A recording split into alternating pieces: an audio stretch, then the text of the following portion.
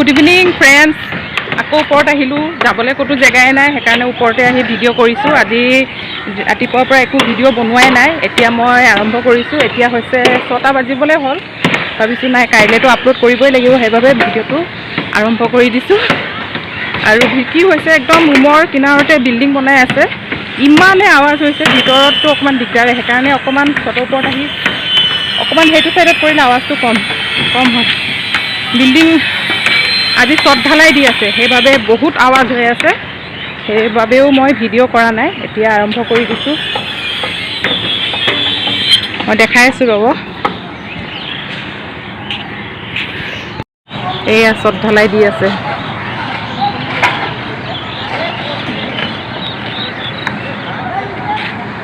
দুটা বিল্ডিং হৈ আছে, এটাও নহয়। এতিয়া পাকঘৰত আহিছোঁ, চাহ অলপ বনাই খাওঁ, গধূলিও হ'ল। কালি যে কল লৈছিলোঁ, আচলতে কল মই কলৰ পকৰা খাবলৈহে লৈছিলোঁ। এতিয়া কলৰ পকৰা কেইটামান বনাই লওঁ আৰু আপোনালোককো দেখাই দিওঁ। আৰু বহুতে খায়ে চাগে বনাই, খাই ভাল লাগে, সেইকাৰণে বোলো কলৰ পকৰাকে বনাওঁ এতিয়া। আৰু কালি নবনালোঁ, আছেই কল কেইটামান খালোঁ। আৰু একচুৱেলি মই চেনি কলটো খাবলৈ নহয়, পকৰা বনাবলৈহে লৈছিলোঁ। এতিয়া বলক পকৰাকেইটা বনাওঁ। কল 3টাই লৈছোঁ, এইকেইটা বাকলি এৰালোঁ। এতিয়া দি দিম ইয়াত অলপ আটা দি দিম, পিঠাগুড়িও দিব পাৰে, পিঠাগুড়ি দিলে বেছি ভাল। মই এতিয়া পিঠাগুড়ি নাই, সেইবাবে মই আটা দি দিম।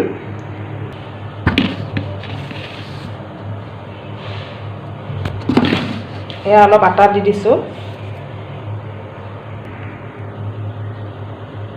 অকণমান কালজিৰা দি দিছে, পিটিকি ল'ম। আঠা লাগি ধৰিছে, সেইকাৰণে পাতিটো নাচিছে।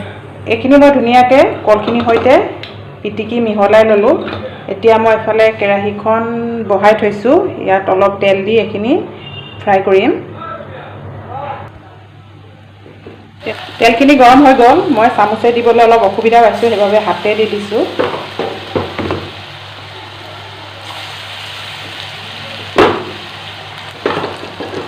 পকৰীখিনি দিয়া হৈ গ'ল তেলত। হাতখন ধুই লওঁ ৰ'ব।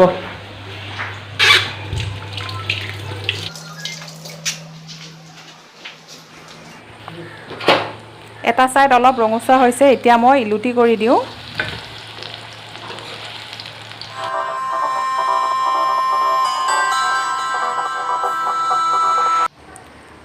মোৰ এয়া কলৰ পকৰি ৰেডি, জোখতকৈ বেছি ৰঙচুৱা হ'ল। পকৰিকেইটা এতিয়া মই প্লেট এখনত নমাই লওঁ। আৰু দেখাত বহুত ক'লা যেন লাগিছে কেমেৰাত, কিন্তু ইমান ক'লা হোৱা নাই। এতিয়া ৰাতি 10টা বাজিলে, মই খাবলৈ আলু তৰকাৰী বনাই আছোঁ। আজি চব্জি সঁচা কথা ক'বলৈ গ'লে একোৱেই নাই, মই কিবা এটা কাৰণত আনিবলৈ নগ'লোঁ। এতিয়া মই এয়া আলুখিনি কাটি লৈছোঁ, তাৰপিছত এফালে পিঁয়াজখিনি ৰঙচুৱা হ'ব, কেইটামান মেথি দি দিছোঁ, ইয়াত চব্জি বনাম আৰু। এয়া মোৰ আলু তৰকাৰী ৰেডি, মই এতিয়া ভাত খাই লওঁ।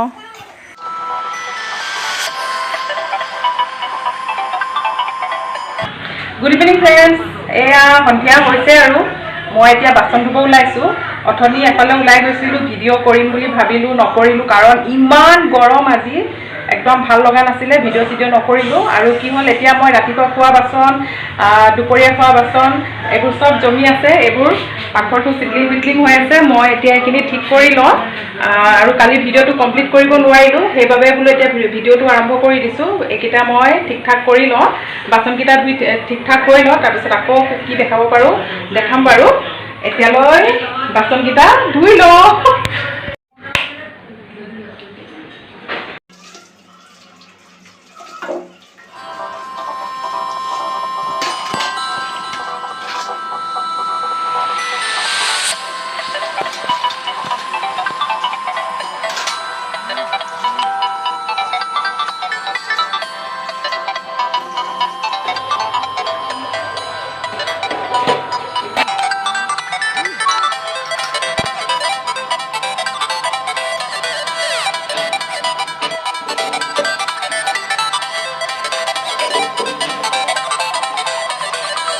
চিকেন আনিছিলোঁ, সেইখিনি ধুই ৰেডি কৰি ৰাখি দিওঁ ৰাতিৰ কাৰণে।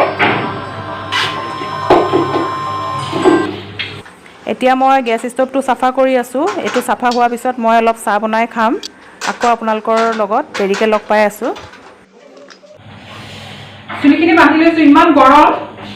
এতিয়া আহিলোঁ পাকঘৰত। মাংসখিনি মেৰিনেট কৰি ৰাখিছিলোঁ আৰু এইবোৰ ৰেডি কৰি ল'লোঁ। নেদেখাওঁ আপোনালোকক কেনেকৈ বনাওঁ, জানেই। মই আলুখিনি ফ্ৰাই কৰি লওঁ। এয়া তেলৰ চিটিকা পৰি আছে। গৰম, ভাবিছিলোঁ ভাত নবনাওঁ, এই বনাব লাগিবই, ভোক লাগিছে। ভোকেতো নামানে গৰম চৰম, কিন্তু গাটোহে গৰম লাগিছে। মোৰ আকৌ যিমান গৰম থাকিলেও ভোকটো লাগেই ঠিকে, সেইবাবে বোলো বনাই লওঁ। আলুখিনি ফ্ৰাই হৈ গ'ল। এতিয়া পিঁয়াজখিনি ভাজি আছোঁ। পিঁয়াজখিনি ৰঙচুৱা হৈ গ'ল। এতিয়া মাংসখিনি দি দিম। এফালে মাংস বহাই থৈছোঁ। এতিয়া মই এই ভেন্দিখিনি কাটি লওঁ। ভেন্দি বনাম এতিয়া। ভেন্দি ভাজি, আলু চালু একো নিদিওঁ, অকল ভেন্দি ভাজি কৰিম। আপোনালোকক আজি মই ভালকৈ একো বনাই নেদেখাওঁ, থুলমূলকৈ দেখাই আছোঁ। শ্বৰ্টকাটত বনাই আছোঁ, কাৰণ গৰম বহুত। বনাই মেলি ওপৰলৈ যাম বতাহ খাবলৈ। স্বৰ্গৰ ওপৰত নহয় আকৌ। এইখিনি কটা ৰেডি হৈ গ'ল। এতিয়া মই কেৰাহীখন বহাই ভাজি লওঁ। তাৰ আগত জাবৰখিনি পেলাই লওঁ। মাংসখিনি আধা সিজা হৈছে আৰু এতিয়া এইখিনি মই লৰাই অকণমান টাইম আৰু ৰাখি থ'ম। এইখিনি হৈ থাকক, তেতিয়ালৈকে মই ভেন্দিখিনি ভাজি লওঁ।